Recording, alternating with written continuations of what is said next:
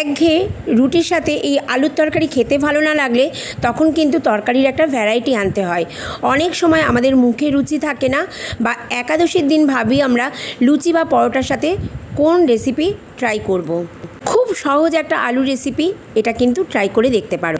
আমার যখন বিয়ের পর প্রথম পক্স হয়েছিল তখন আমার কোনো কিছু খেতে ভালো লাগতো না, তখন এই রেসিপিটা আমার হাজব্যান্ড করে খাইয়েছিল। মুখে রুচি কিন্তু ফেরাতে এই রেসিপিটা সাহায্য করেছিল। কোনো পুজোর উপোসের দিনে বা একাদশী যারা করো প্রত্যেক মাসে, তারা যদি লুচি বা পরোটার সাথে এই রেসিপিটা ট্রাই করতে চাও, তারা কিন্তু আমরা যে প্রতিদিনের নুন ব্যবহার করি সেই নুন ব্যবহার না করে সন্ধক লবণও তোমরা ব্যবহার করতে পারো। ঝালের পরিমাণটা তোমরা তোমাদের প্রয়োজন মতো দিয়ে দিও। এবার আমি এখানে দিয়ে দেবো 1 টেবিল স্পুন ঘি দিয়ে 2 সেকেন্ড মতো আমি এখানে জাল দিয়ে নিচ্ছি। হয়ে গেছে আমার আলু মরিচ। তোমরা এটাকে একদিনকে অবশ্যই বাড়িতে ট্রাই করো, ভালো লাগলে লাইক করো, কমেন্ট করো, অ্যান্ড শেয়ার করো।